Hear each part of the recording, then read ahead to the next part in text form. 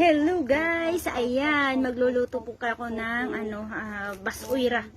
Ang tawag po dito sa amin ay basoy dahil po ay lang po, pinapakuluan lang po yung tubig with the lemongrass and then luya, and ito lang yung malunggay yung papakuluan sa tubig at timplahan lang ng asin at yun lang, asin at saka bitsin konti.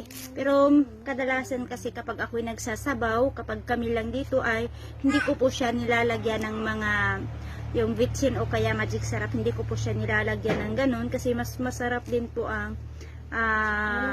yung asin lang po para maano mo talaga yung lasa ng paano kasi tayo kasi mga nakasanayan na po kasi nating maglagay ng mga seasoning o yung mga pampadagdag lasa ng ating mga niluluto.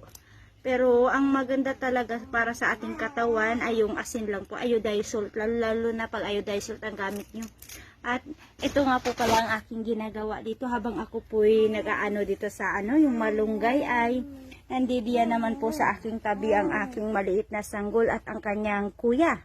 Dahil ngayon po ay walang pasok, kaya ayun lang po ang aking ibabahagi sa inyo guys. Thank you so much for always watching my video. Bye!